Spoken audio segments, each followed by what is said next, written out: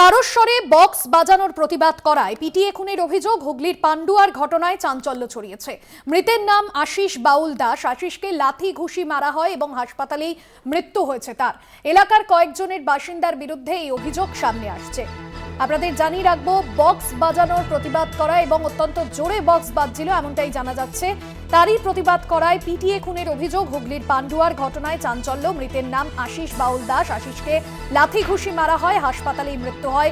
এলাকারই কয়েকজন বাসিন্দার বিরুদ্ধে এই অভিযোগ সামনে আসছে। মৃতের নাম আশিস বাউল দাস।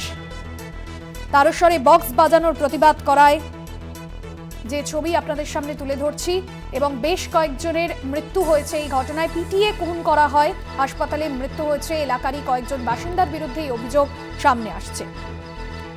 হুগলির পান্ডুয়ার ঘটনায় চাঞ্চল্য।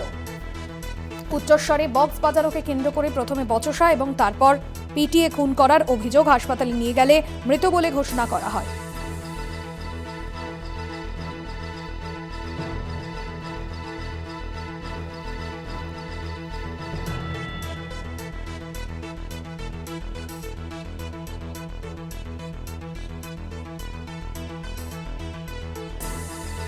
আপনাদের জানিয়ে রাখবো, হুগলির পান্ডুয়ার ঘটনায় চাঞ্চল্য ছড়িয়েছে। তারস্বরে বক্স বাজানোর প্রতিবাদ করায় পিটিয়ে খুনের অভিযোগ। যুবককে আশিস বাউল নামে ওই ব্যক্তি এবং তাকে পিটিয়ে খুন করা হয়। এলাকারই কয়েকজন বাসিন্দার বিরুদ্ধে এই অভিযোগ সামনে আসছে।